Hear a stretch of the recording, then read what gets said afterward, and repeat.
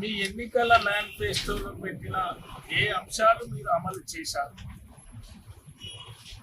గ్యారంటీల పేర 6 గ్యారంటీలని 6 గ్యారంటీలకు అనుబంధంగా 420 హామీలు ఇచ్చి 66 మోసాలు చెప్పి అబద్ధపు ప్రచారాలు చేసి అప్పుడున్న అధికార పార్టీ పైన దుష్ప్రచారం చేసి మాయ మాటలు చెప్పి అధికారంలోకి వచ్చి నేటికి సంవత్సరం పూర్తయిన సందర్భంగా మీరు చేసిన ఏంటి?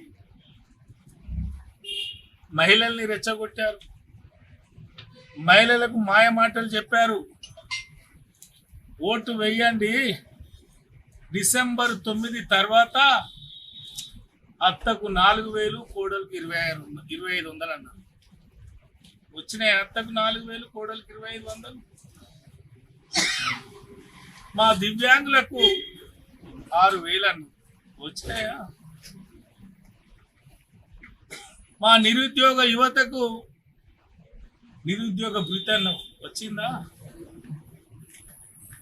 మా రైతు బంధు 7500 అన్నాం, వచ్చిందా? 2 లక్షల రుణమాఫీ అన్నాం. ఎంతమంది రైతులకు ఇచ్చినావు? ఏం రెక్కలు చెప్తున్నావు? ఎన్ని అబద్ధాలు చెప్తున్నావు? ఈ రాష్ట్రంలో ప్రజాస్వామ్యం, ప్రజాపాలన అన్నా. ఈరోజు ప్రజాపాలన ఉందా? దౌర్జన్యపు పాలన. ఎదిరిస్తే కేసులు, ఎదిరిస్తే జైళ్ళు, ఎదిరిస్తే అరెస్టులు, ప్రశ్నిస్తే మా పత్రికా మిత్రుల మీద దౌర్జన్యం. చూస్తలేరా? ప్రజలు గమనిస్తలేరా? బలవంతంగా రైతుల్ని బెదిరించి మరి భూములు లాక్కునే ప్రయత్నం మీరు చేస్తున్నారు. ప్రజలు గమనిస్తలేరా? దీనికా మీ సంబరాలు? ఇదా మార్పు? ఇదా ప్రజా పరిపాలన? దయచేసి మా పత్రికా మిత్రులు మీరు ఆలోచన చేయాలి. ఈరోజు ఇచ్చిన వాటిలో ఏ ఒక్కటి అమలు చేయకపోగా ఒక బ్లాక్ మెయిల్ రాజకీయ పార్టీ ప్రభుత్వం ఈరోజు పాలన చేస్తుంది. అన్ని వర్గాల ప్రజలు మోసం చేశారు, అన్ని వర్గాల ప్రజలు ఇబ్బంది పడుతున్నారు, అన్ని వర్గాల ప్రజలు బాధపడుతున్నారు.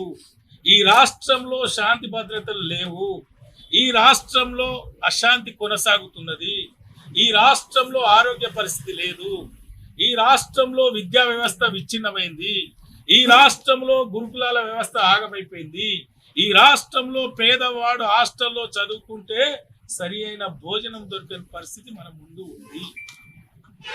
ఈ రాష్ట్రంలో జరుగుతున్న దౌర్భాగ్యం.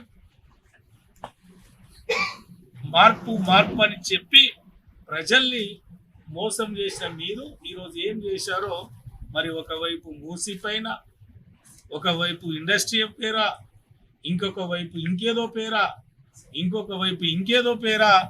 మరి ఆర్థికంగా మీరు ఎదగాలి, ఆ సోయి తప్ప ప్రజా సంక్షేమం కోసం, ప్రజల అవసరాల కోసం ఎన్నికల మేనిఫెస్టోలో పొందుపరిచినవి, ఎన్నికల ప్రచారంలో చెప్పినవి ఏమి అమలు చేస్తున్నారో ఒకసారి మీరు ఆలోచన చేయండి. మీరు ఇచ్చిన హామీలు అమలు కావడానికి మేము ప్రజల పక్షాన నిలబడతాం, ప్రజా పోరాటాలు చేస్తాం. భారతీయ జనతా పార్టీ రాష్ట్ర అధ్యక్షులు కిషన్ రెడ్డి గారు, మరి నీకు మూసి అభివృద్ధి కావచ్చు లేదా నీ పాలన కావచ్చు అని ప్రశ్నిస్తే వ్యక్తిగతంగా దూషిస్తాం. ఇంకే పార్టీ మాట్లాడినా వారిని వ్యక్తిగతంగా దూషిస్తాం. ఒక ముఖ్యమంత్రిగా మాట్లాడే పరిస్థితి లేదు. మరి ఈరోజు వర్ధన్నపేట నియోజకవర్గంలో మా పత్రికా మిత్రులకు తెలుసు, గడిచిన 10 సంవత్సరాల్లో తెచ్చుకున్న తెలంగాణలో మరి ఈ నియోజకవర్గ అభివృద్ధి కోసం ఆ రోజు అహర్నిశలు కష్టపడ్డాం, శ్రమించినాం. చాలా ఆలోచనతో, చాలా దూరదృష్టితో ఈ నియోజకవర్గ అభివృద్ధికి ప్రణాళికలు తయారు చేసినాం. ఆ రోజు ఏం జరిగింది ఈ నియోజకవర్గ అభివృద్ధి అన్నారు. ఆ రోజు ఔటర్ రింగ్ రోడ్ తెస్తామంటే రైతుల భూములు గుంజుకుంటున్నారని నానా యాగి చేసిన మీరు ఈరోజు ఆకాశం మీదకి వెళ్ళి ఔటర్ రింగ్ రోడ్ వేస్తారా? మీరు కూడా ఔటర్ రింగ్ రోడ్ వేస్తామంటున్నారు కదా. మరి ఏం చేస్తారో మేము కూడా చూస్తాం. అదే విధంగా గతంలో మరి ఎయిర్పోర్టుకు సంబంధించి ఆ రైతుల్ని కన్విన్స్ చేసి భూమికి బదులా భూమి అనే ఒక కార్యక్రమం జరిగితే ఎన్నికల కోడ్ వల్ల అది ముందుకు పోలేదు. మరి ఈరోజు రైతులు ఒక డిమాండ్ చేస్తున్నారు, మాకు భూమికి భూమి కాదు, మాకు డబ్బులు కావాలి. మరి మీరు ఆగా మేఘాల మీద రాత్రికి రాత్రే 200 కోట్ల పైచిలకు మీరు జీవో విడుదల చేశారు. అయ్యా మీరు ఇమ్మీడియట్లీ 30 రోజుల్లో మీరు ల్యాండ్ అక్వేషన్ క్లియర్ చేయండి. 3 నెలల్లో హిమాలయాలు ఎగిరివేసే బాధ్యత మేము తీసుకుంటాం. మోడీ గారి నాయకత్వంలో మరి మామ్నూర్లో ఫ్లైట్ ఎగిరే విధంగా మేము చేస్తాం.